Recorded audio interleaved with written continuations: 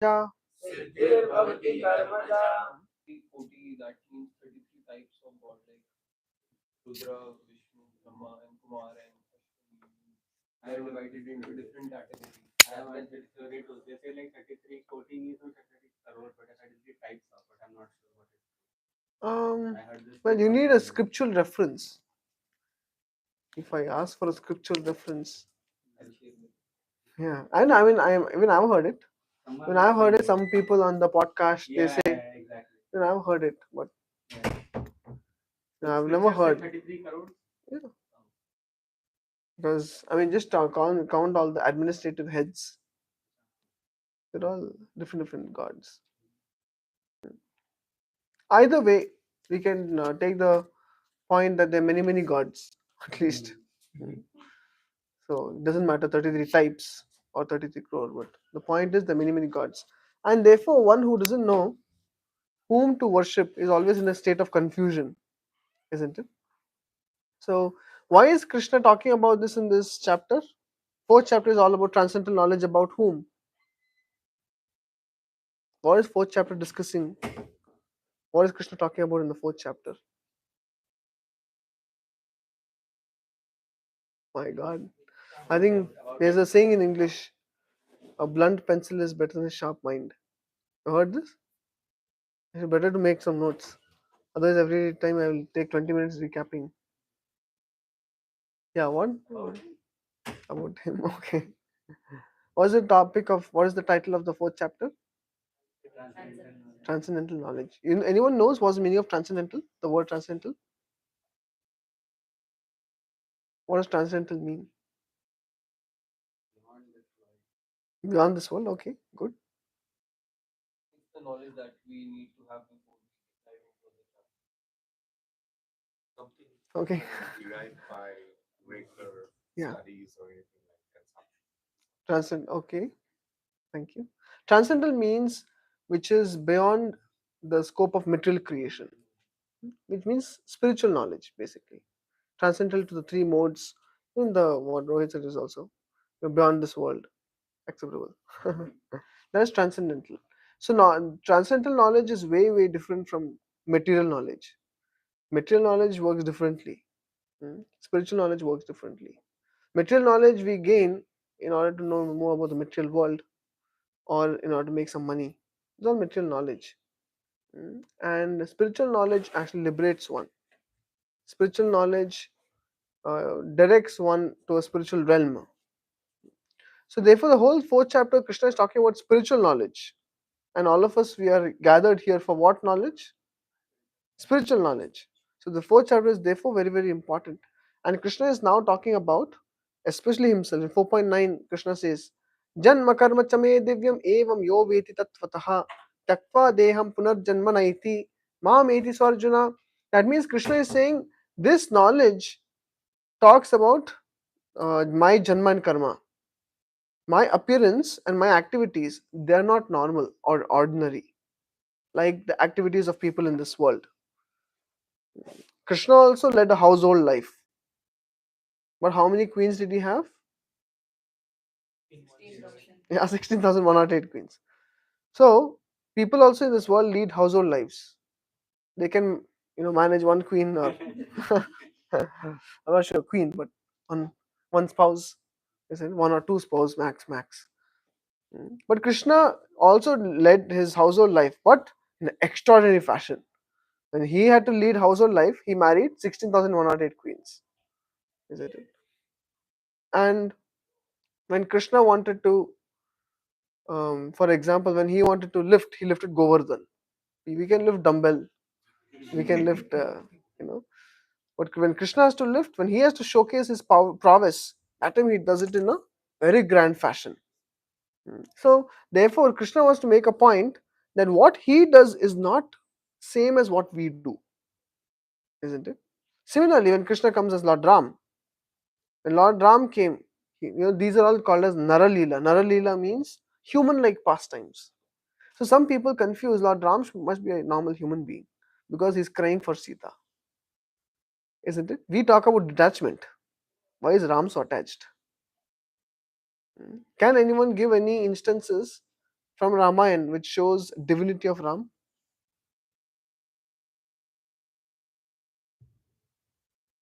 Any that Dhanush. Shiv Dhanush. Correct. Very good. Thank you. Anything else?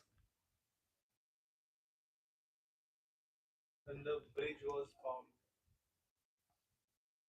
and the stones were floating. Yeah, the stones were floating just because the name of Ram was there on the stone.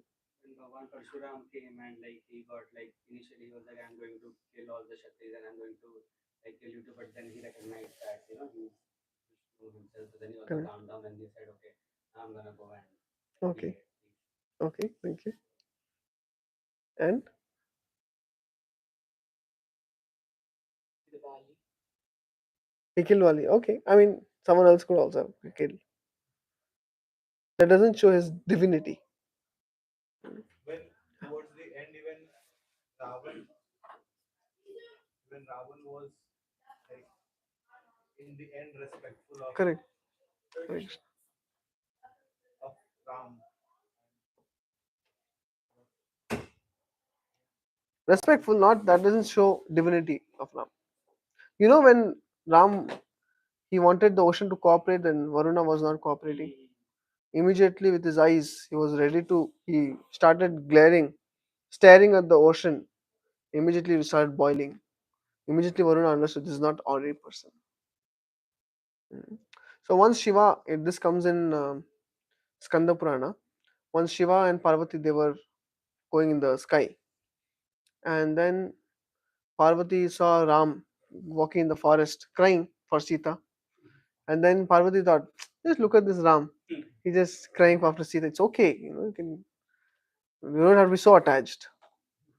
And then she saw, but Shiva is not criticizing Ram, rather he is offering his obeisances to Ram. And Parvati said, how can you offer obeisances to someone who is so attached to his wife? Hmm? Go test him. Sorry? She goes for a test. Yeah, correct. So then Shiva says, oh really, you don't understand who this person is? He said, no, must be an ordinary human being. Who else will simply cry for, the material attachments? And then Shiva said, okay, I have to teach her a lesson. So then he said, okay, go and ask him about why he's crying. So now Parvati wanted to test Ram. So what did Parvati do? Parvati immediately disguised herself, changed the form into Sita's form. And she came in front of Lord Ram, who was, weeping like an ordinary man. And she presented herself as Sita. What did Ram do? Ram immediately folded his palms and bowed down and said, my mother Parvati, it's very nice and astonishing to see you in the forest here. And that time Parvati got taken aback. She asked, how do you know that I'm Parvati? Yeah. So then, of course, then what did Parvati do next? She goes back and she's like, Yeah, she realizes this Ram is not ordinary person. Because if he was so attached, he would have fallen for a trick. So then she offers her obeisance and leaves. And then she goes back to the airplane and she tells Shiva, okay, let's go now. But Shiva said, I know you went to test Ram. Tell me what happened. She said, no time now, we have to go. It's getting late. That time Shiva said, no, no, first I want to know what happened. And then she said, that actually when I went in Sita's farm, Ram could immediately recognize that I am actually Parvati, your wife. from the story I know. Yes. She lies. She's Hmm. like, I never went to test Ram. Okay. But he's the cop. He knows what happened. So Mm. he knew what happened. So he's like, you lied. He's- And that's when he, I guess, I don't know what happens next. That's when he tells Parvati that this is not ordinary person. Exactly. Correct. Then Shiva tells Parvati that this is not an ordinary person. This is the Supreme Lord Ram. He is the Supreme Lord. Vishnu, Rama, Krishna, they are all one person, the Supreme Lord. Like that it says. So, therefore, we are in this chapter now. Krishna is telling that I am not an ordinary person. That's what 4.9 discuss about. And now he's saying, but people who want quick results, like quick money, people get into some, shortcuts where they get caught. Similarly, people who want quick results sometimes get into worship of demigods and so many other practices, and that's where they get caught into fruitive activity. Problem with fruitive activity is what? It keeps a living entity in this material world. It will not, demigods cannot liberate a living entity. To give, to unbind a person or help a living entity go to spiritual world, only Krishna can do that. No demigod can do that. Now, how much ever one says, I am really in love with any demigod, you can be in love, but he cannot help you. He can give you material assets, he can fulfill your material desires, but not give you freedom from all suffering. He cannot give the bliss in the heart.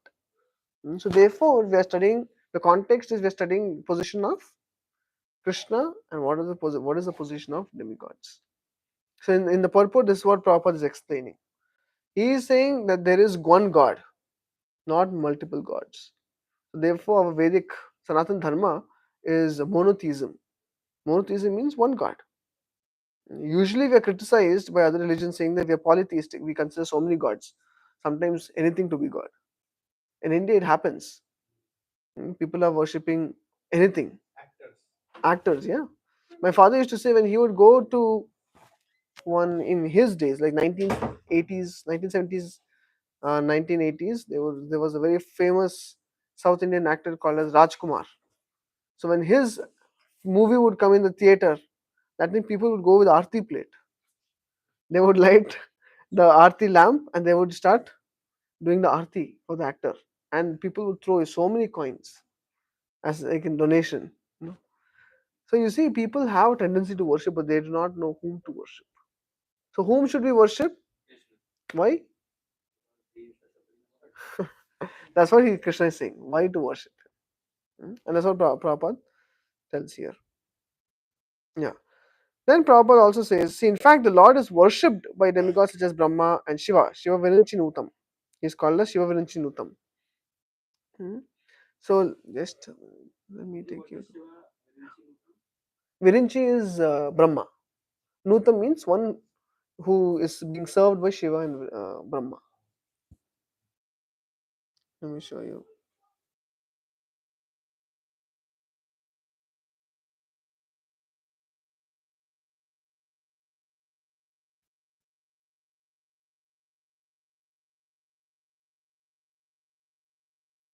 Let's keep this ready. Uh,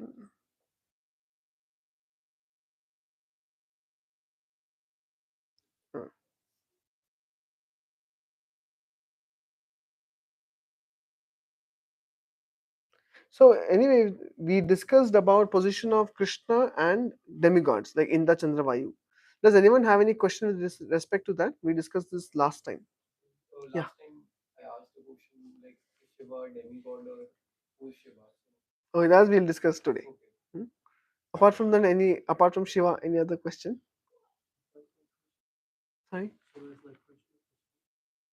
I Krishna is like Shiva. Okay, thank you.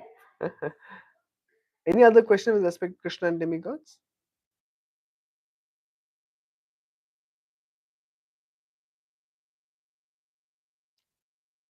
See, sometimes some people mistaken what we teach as disrespect to demigods. See, we're not teaching disrespect.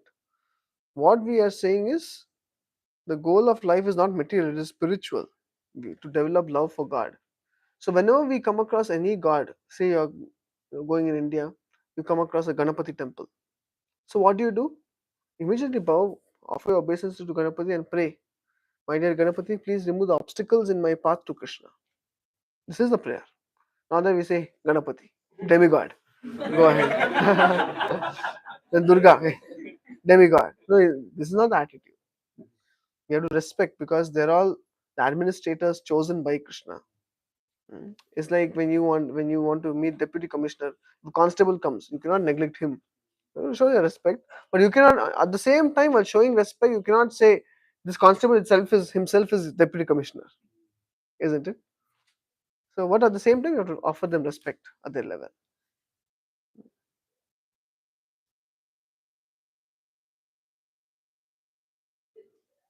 Okay. Share the screen. Yeah, I'll share the screen. I was not sharing anything else. Prabhuji, can I add a point? Yes, ma'am, no problem. Yes.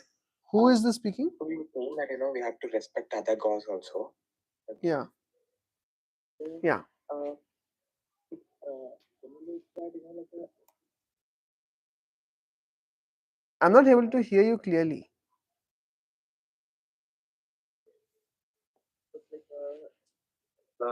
let's say that if Shiva, if we take Shiva, in Srimad Bhagavatam Purana, Krishna himself is say that me thus being a supreme cause of the universe, I'm also Brahma, I'm also Shiva.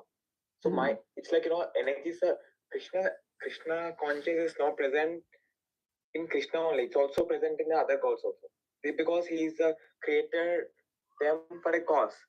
Correct. Yeah, so it's like we are seeing, if you're seeing other demigods, we are seeing Krishna in the god. You're seeing Krishna in the God. Okay. I mean, in the Krishna's energy in other gods. Krishna's energy in other gods. Okay, yeah. It means you see their connection with God, with Krishna, like that you're saying. Isn't it? Yes, yes. Okay. I mean, you Yeah. said like a video when why we have to why we shouldn't disrespect other gods. You're saying that, so I wanted to add a point that because Krishna is also present in other gods. That's why we. I just want to add this point. Okay, thank you. What's your name? My name is Vishal, Prabhuji. Vishal, where are you joining from? I'm from I'm joining from Jersey City, Prabhuji. Okay, thank you. You are Vishal Darur, huh? Yeah. Thank you. Prabhuji, yeah. Okay. I'm just keeping some material ready beforehand. Okay. So, okay, we'll go over this thing. We'll go past Krishna and demigod position because we did last time. So in gist, how do we treat demigods with respect and at the same time as servants of Krishna? This is the position of demigods, and generally we worship them. Even if you want to worship, we worship demigods with the prayer that please connect me to Krishna, not for material benefits. Last time we also saw demigods are compared with shopkeepers, and Krishna is compared to father. So who is worried about your health? Father, not necessarily shopkeeper, isn't it? So similar demigods, they have that role of just maintaining the duty, and we saw multiple examples. So today we'll talk about Shiva, the position of Shiva. Who is Lord Shiva? This is a very sensitive subject matter. Now I don't have anything against Lord Shiva, and he is widely respected. And generally, the tendency is seen that anyone who worships anything because of false ego, ahankar, one thinks that whom I am worshipping is the best. Because who is worshipping him? Me, and I am the best. Because I am the best, whomever I worship is the best. Sometimes people worship themselves, considering that they are only God. Yeah. Aham Brahmasmi means I'm spirit, not necessarily God. So, therefore, we have to see to what I will be presenting is from the Shastras, the position and everything is from the Shastra, from Srimad Bhagavatam. It is none of these are my sole opinion. In case if it is, I will let you know. This is my opinion. You're free not to take it. Once I met in Bangalore, there was this temple on a hill. So we wanted to have a retreat there. So I went to meet the people in charge there. And when I went to meet him, the sannyasi came out. There was a Shiva temple on top. And when I met him, he was happy to. I'm not sure if he was really happy, but he seemed happy to see a Hare Krishna devotee. And then we were discussing about if we could conduct our retreat there. And finally, he said, "Do you know one thing? I was also part of ISKCON before." I was shocked. And I asked him what happened. Why did you leave? He said, "I used to go to ISKCON, but I was a devotee of Lord Shiva. Then one day, I took the mic in the temple hall and started singing Shiva Bhajan. And naturally, what will happen? What do you expect?" Then he said, one devotee asked me to say, he asked me to stop my Shiva bhajan, and he said we cannot sing Shiva bhajan here. Then I got offended and I left. And after that, I became sannyasi here. If he became sannyasi in other place, that means he's pretty, spiritually elevated, isn't it? So generally, people feel that that Hare Krishna devotees they disrespect Shiva or demigods. So even if you have such an opinion or have come across such people who have that opinion, kindly keep it aside, or you can throw it in the trash because it's not true. Mm. What we are going to see is directly referencing to Srimad Bhagavatam, as is any of our points what we make. This is okay. This is like a disclaimer. Okay. So once the prachetas they wanted to perform meditation to attain perfection of life. So when they wanted to perform meditation, they were told by their father that you go into the forest and seek the help of Shiva, attain Lord Shiva. So the prachetas did the same. They went into the forest, they were highly qualified, and they met Lord Shiva. They were doing tapasya, and Shiva came in front of them. And Shiva, this is the context in Srimad Bhagavatam where Shiva speaks the famous Rudra Gitam. You heard of Bhagavad Gita? You have not heard of Rudra Gita. There's Rudra Gita also. It comes in Srimad Bhagavatam, the 4th canto. And what is this Rudra Gita all about?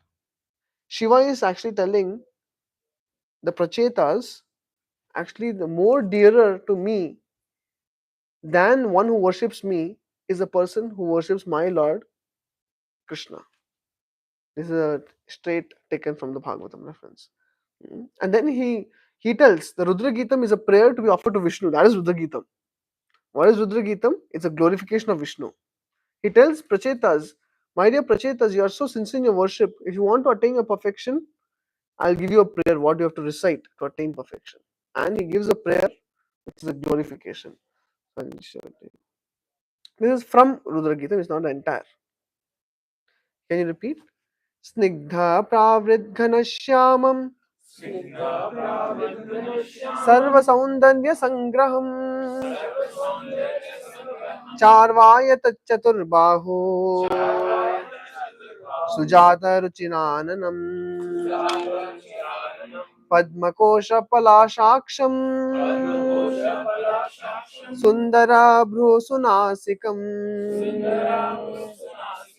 Sudvijam Sukapolasyam Samakarna Vibhushanam. The Lord's beauty resembles a dark cloud during the rainy season. As the rainfall glistens, his bodily features also glisten. Indeed, he is the sum total of all beauty. The Lord has 4 arms and an exquisitely beautiful face with eyes like lotus petals, a beautiful, highly raised nose, a mind attracting smile, a beautiful forehead, and equally beautiful and fully decorated ears. Whom is he talking about? Vishnu or Krishna. Yeah. This is 45, 46.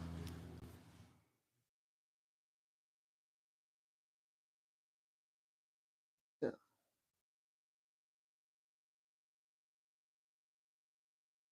Yeah. Now we can decide this. I will decide this press because they're very beautiful.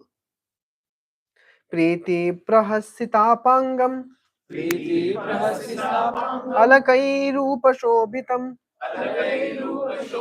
लसत्पङ्कजकिञ्जल्का दुकूलं मृष्टकुण्डलं स्फुरत्किरीटावलय हारनूपुरमेखलं शङ्खचक्रगदा Padma मालामण् उत्तमर्दितं मर्दिमत्.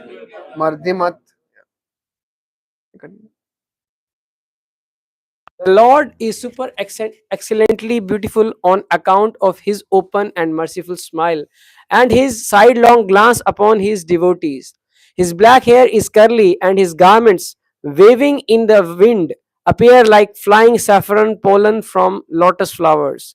His glittering earrings, shining helmet, bangles, garland, ankle bells, waist belt, and various other bodily ornaments combined with conch shell disc, club, and lotus flower to increase the natural beauty of the costume pearl on his chest. Then he is basically explaining the entire bodily features of Vishnu. So if anyone wants this, it is 44th canto, 24th chapter, 45, 46, 47, 48, and 50, 49 is again. He has shoulders just like a lion's. Upon these shoulders are garlands, necklaces, epaulets, and all of these are always glittering. Besides these, there is the beauty of Kaustubha Mani pearl on the dark chest of the Lord. There are streaks named Shivatsa, which are the signs of goddess of fortune. The glittering of these streaks excels the beauty of the golden streaks on a gold tasting stone. Indeed, such beauty defeats a gold tasting stone. Then he talks about Lord's abdomen, how beautiful it is, how beautiful the navel is, and how beautiful is Lord's waist and his legs and the lotus feet. you know, Shiva is just glorifying. This is Rudra Gitam. What you're reading is Rudra Gitam. Yeah.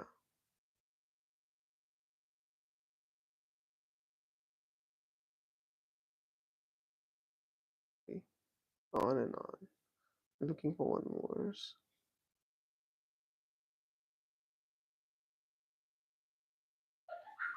See, goes on. The whole thing is this all Rudra Gitam. You can just take a look. 4th canto, 24th chapter. Okay. My dear sons of the king, just execute your occupational duty as kings with a pure heart. Just chant this prayer, fixing your mind on the lotus feet of the Lord. That will bring you all good fortune, for the Lord will be very much pleased with you.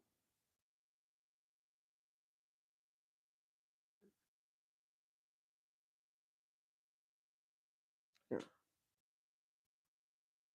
Jahapati. Yeah. Anyway, like this, he goes on. A devotee who rises early in the morning and with folded hands chants his prayers sung by Lord Shiva, gives facility to others to hear them, certainly becomes free from all bondage to fruitive activities. Nice, no?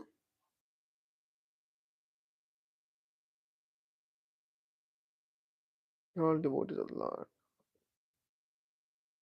And yeah, actually, Prachetas were about to meet Vishnu only in between Shiva came.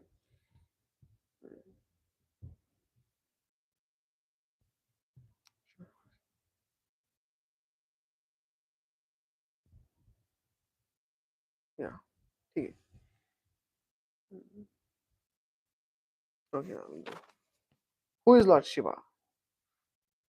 We all know who Lord Shiva is. Who is he? Actually, there are many kinds of Shiva. Many of the he has multiple functions. For example, he takes care of the destruction of this universe in the form of his Rudra.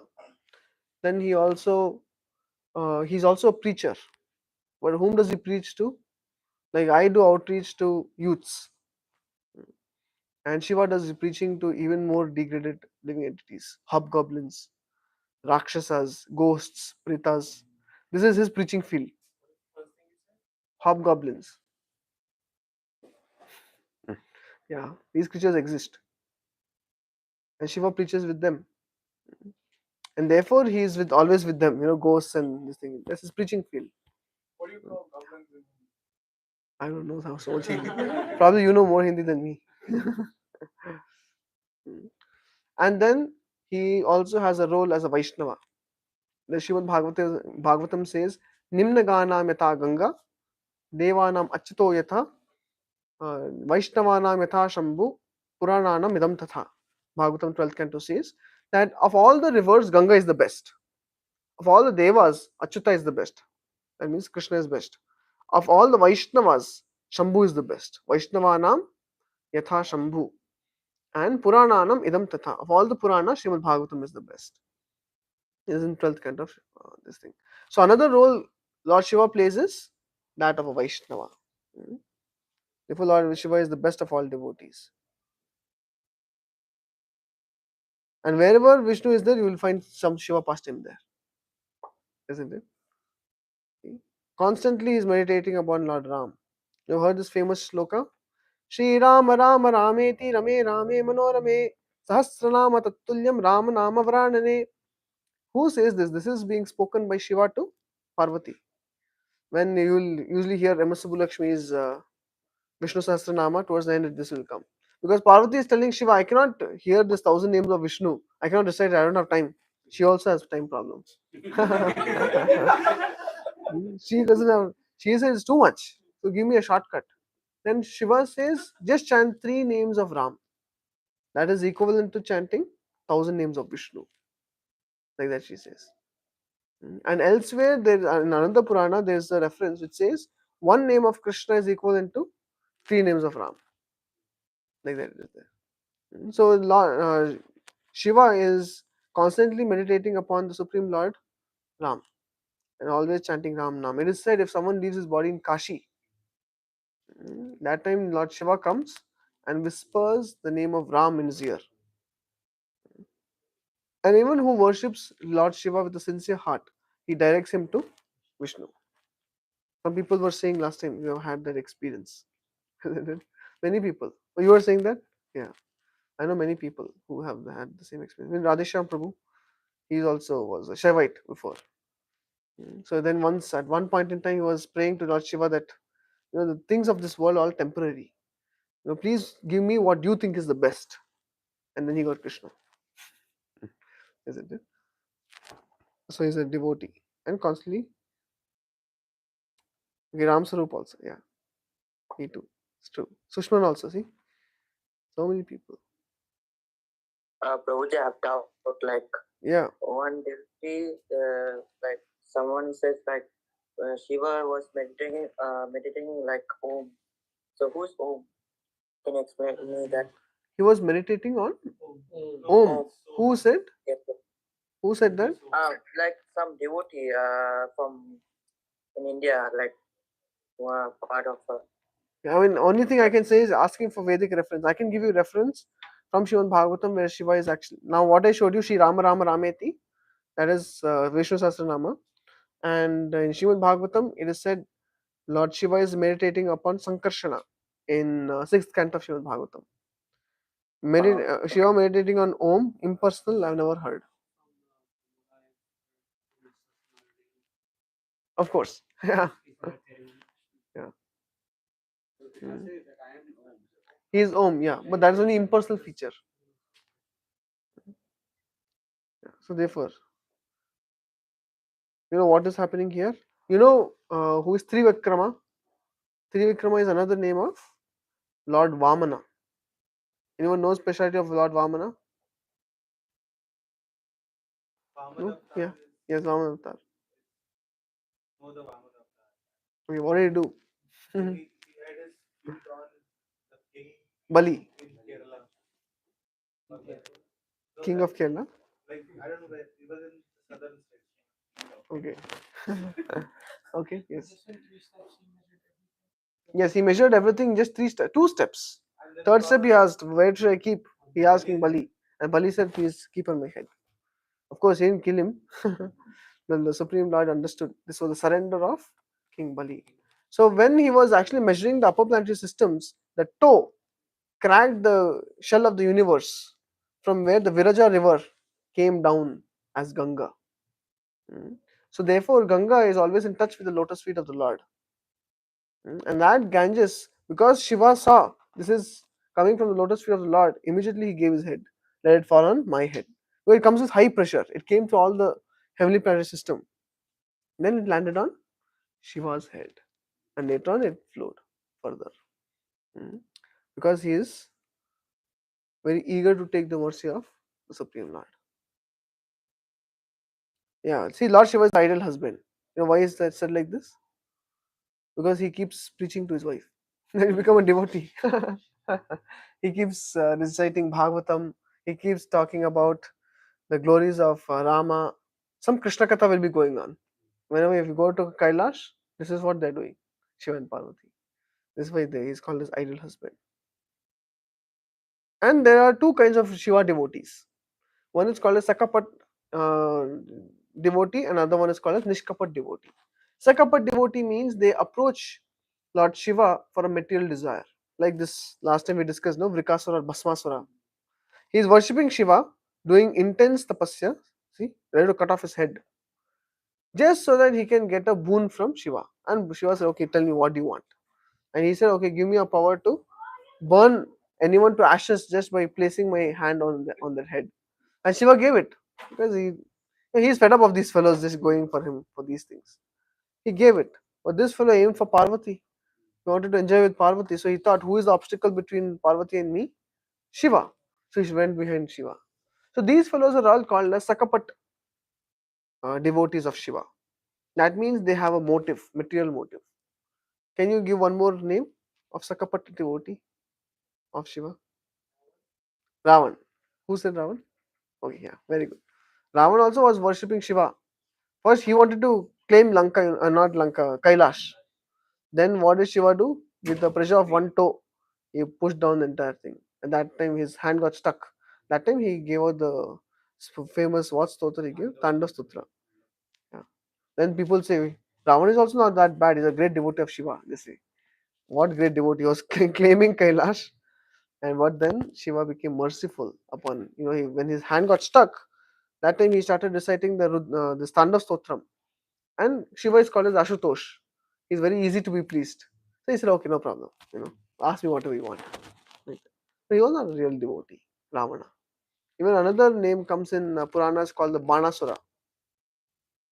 Banasura also. So like these fellows are called as Sakapat devotees of Shiva. And what do they get? They get cheated because they only get material benefits. And then there are other category of devotees called as Nishkapat devotees of Shiva. And who are these Nishkapat devotees? Some of you who approach Shiva for the best thing. Then Shiva directs them to Vishnu. Hmm.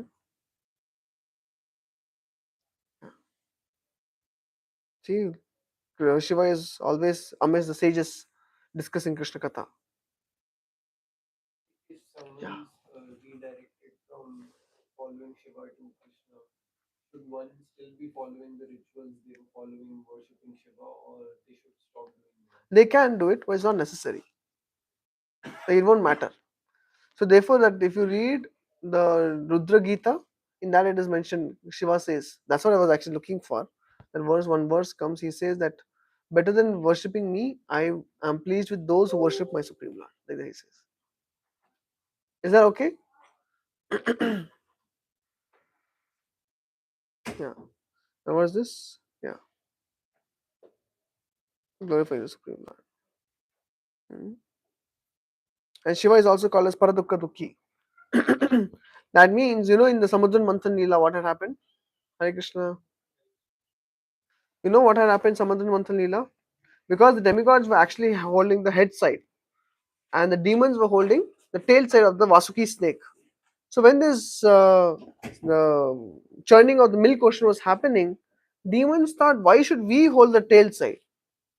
This is the play of Vishnu. He nicely gave the head side for demigods and for us the tail side. So they said we want head side. So Vishnu said, demigods, okay, switch it.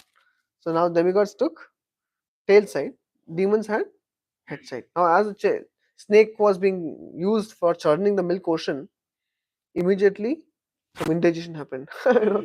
All the poison came out of the snake. Upon whom? Upon the demons. And the poison started spreading throughout the waters. And immediately someone had to come and drink the poison. And that time who came? Lord Shiva came to the rescue because he doesn't want to see suffering. He's always there to assist. So then Lord Shiva came and immediately drank up the poison. At that time, Parvati stopped it from going further within, and therefore he's called as Nilkant. This is Lord Shiva. He's very compassionate to others. Lord Shiva. Yeah, he's friend of the fallen. See all the ghosts and hobgoblins. No one cares for such people. Even our programs, we are ready to teach Bhagavad Gita and everything. If someone is blaspheming everything, we don't encourage such a person. We don't talk to him so much. So he's blaspheming God and he's blaspheming Gita. Why to hold any connection? But Shiva is very, very merciful. He goes to the worst of worst category. most sinful people, entities, living entities, and preaches amongst them. This is Shiva's compassion. And see, he also recites many prayers for the sake of Mother Earth. It all comes in Bhagavatam. And he's also called as Dampalaka. Wherever you see a Vishnu temple in India, surrounding you will find a Shiva temple. In Dwarka, you will find a Somnath temple. Isn't it? Badrinath, you have Kedarnath surrounding. Because he's the protector of the Dham. In Jagannath Puri, you have Sri Lingaraj Mandir in Bhubaneswar. Dwarka. Dwarkadish Mandir in Dwarka, you have Somnath Mandir. The Rangnath temple in Srirangam, you have Rameshwar Dham. There is Lord Shiva is there. Wherever Shiva is ready to come and protect. Gopeshwar Mahadev also. Yeah. Where is he? Protecting what?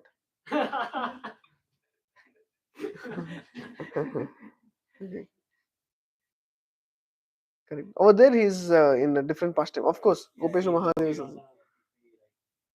to see Krishna. And then Yashoda tells, okay, you be right here. If anything happens to my Lala, you come and protect. Yeah, see, Lord Shiva also prayed to Lord Narasimhadev in when Narasimhadev was very angry. There's of course there's a you can say misinterpretation of this, and they have written some wrong things. They say that Narasimhadev went too much out of anger, like out of control anger, and then Lord Shiva took a form of. There's a name for it starting with S. Anyone has heard this? Stop him. Stop his anger.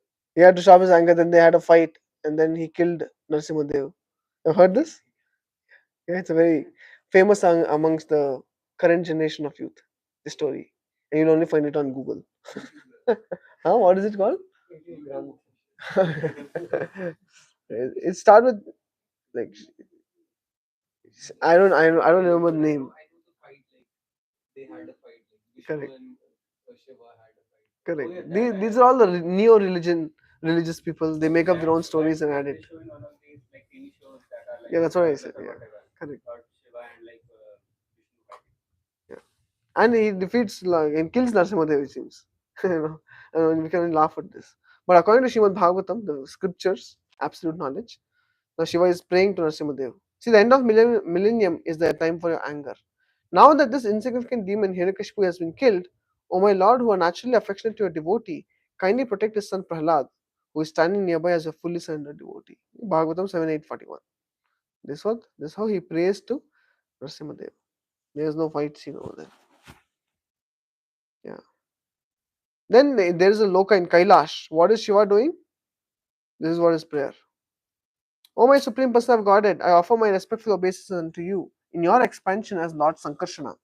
You are the reservoir of all transcendental qualities. Although you are unlimited, you remain unmanifest to your devotees. To the non-devotees. Bhagavatam 5:17-17. This is what in Kailash Shiva is doing all the time, meditating upon the Supreme Lord. And Prachetas, I told you. See 4:24-30.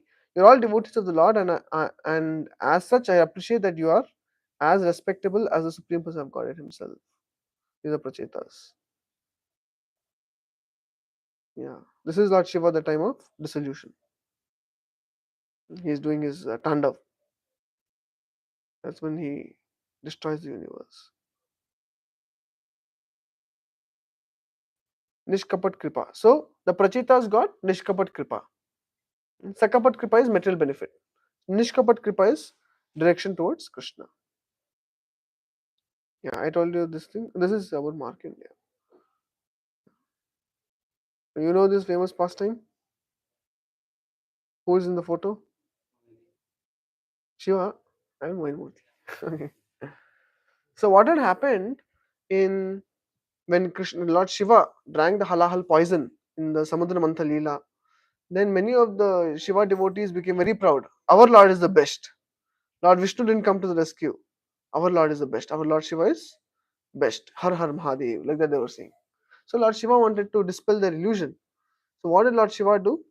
He went to Vishnu and said, what avatar you took as a woman, the form of a woman, was most enchanting to my mind. Can you please show that form? Vishnu said, this is a dangerous request. It's very risky if I show that form again. It was too beautiful. Mhm. And then Shiva insisted, no, no, I want to see that form. So immediately Lord Vishnu showcased that form of Mohini Murti. It was so beautiful that Shiva started running after Mohini Murti. And Mohini Murti started running. Shiva is running. And Mohini Murti ran through the cottage of all the, sages who were sitting, who were chanting Shiva's name. They saw Mohini Murti running. They thought, no, no, don't look there, chant. Then they saw that Lord Shiva is also running. Then they were shocked. Then finally, Lord Shiva, he fell for the beauty of Mohini Murti. Mm.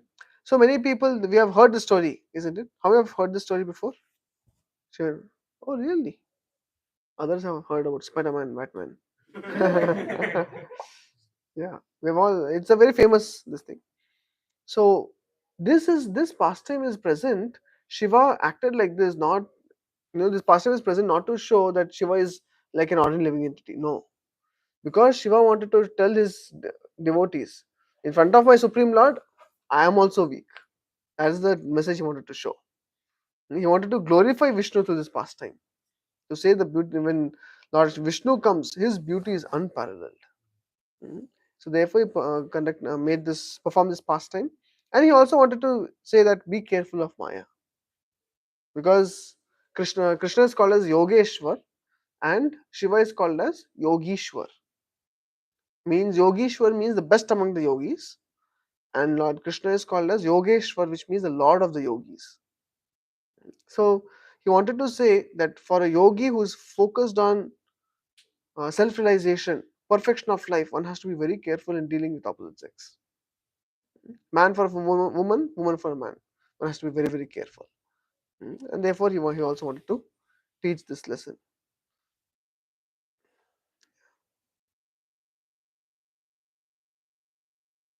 Okay, that's the end of the PPT.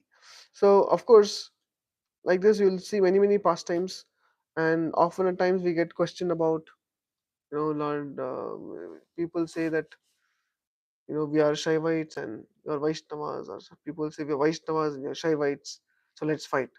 That's not the one who is claiming himself Shaivite and he wants to fight, and one who says that he was Vaishnava and he wants to fight. Both are neophytes. Fight, fight, neophyte. So actually, the true genuine Vaishnavas and true genuine Shaivas, they don't fight. They worship their Lord. So today we wanted to understand what is the position of Shiva. In Brahma Samhita, it is explained. Lord Krishna, Vishnu is compared with milk, whereas Shiva is compared with yogurt, dahi. And in one sense, they're the same dairy product, but they also have different properties, isn't it? What is the property? Lord Shiva is meant for the time of destruction. He has a function. Like halahal poison was there, immediately finish it off. Then Shiva comes. Whenever there's a dealing to be done with material energy, Krishna comes as Shiva. When we'll study about creation. In creation, when the living entities are supposed to be impregnated into material nature, that time Lord Vishnu glances on material nature, and that glance is called as Shambhu. Because Krishna doesn't touch this world directly. So how does he do it? Prakriti is Durga, and who touches it is Shiva, Shambhu, the glance. So therefore, he has a particular role as a servitor of Vishnu. And this is what is given in the Puranas and the Vedas. So at the same time, he is Vaishnavana Metha Shambhu. We don't disrespect him. He is the best of the devotees. And wherever you see, there is some sort of discrepancy. Many places there are discrepancies. Often at times, someone has, like today, many of the Puranas, you can Google it. There's something called as Wisdom Library online. You can Google for many Puranas, they'll show it to you. But the problem is it's being translated and interpreted by some foreign people. They themselves have no connection with any sampradaya, or it is being basically anyone can mishandle it, and they can show this is my version of Shiva Puran. This is what it says. So we have to be very, very careful. So when we understand the position of Lord Shiva as a devotee of the Lord, of the Supreme Lord, then we know how to offer respect. So we are discussing all this because in today's verse of the Bhagavad Gita, what was discussed? Then why we have to worship Krishna? Krishna is speaking the Bhagavad Gita. Because when we worship Krishna, Krishna gives us spiritual world. When we worship the demigods, they keep us in the material world. But Shiva is between Krishna and the demigods. He is not Devata as in Indra Chandra Vayu. He, if one worships him sincerely, he connects one to Krishna. So therefore, he is called as Charachara Guru in Bhagavatam. Calls him Charachara Guru. He is like Guru because what does Guru do? He helps the conditioned soul connect with Krishna. Krishna is way up. He says, Krishna, please be more merciful, more merciful. He brings down Krishna, and he uplifts the conditioned soul and meets them both. This is Guru. So Shiva also does the same, but for that one has to worship him sincerely. Isn't it? So are there any questions for this with respect to what we discussed today? Was it clear what we discussed?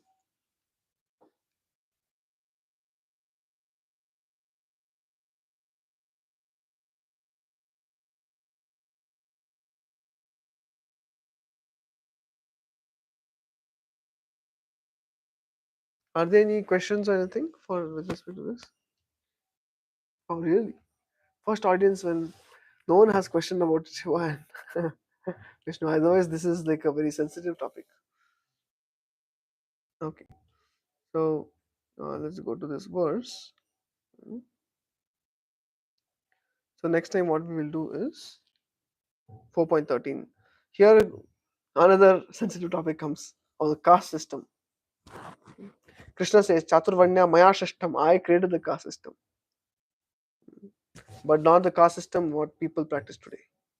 We understand what is the actual caste system and what is being practiced today. Guna Karma Vibhagashaha. Can you abolish caste system? Question for next time. Tasya kartaram apimam vidya kartaram avyayam. Basically, Krishna is saying, though I have created this varnashrama, but I am not part of varnashrama. That means many people say Krishna was a cowherd boy. That means he's a Vaishya, isn't it? Then he became a Kshatriya because he ruled, isn't it? Therefore, he ate meat because Kshatriyas eat meat. So, like that, they have many cooked up stories. But Krishna clearly says here, Tasya kartaram apimam. I have made this, but vidya kartaram avyayam. I am not part of it. Okay, that we'll discuss next time. Shri Prabhupada ki. So we have some time because Prasad is secure. So what we'll do, we'll just chant one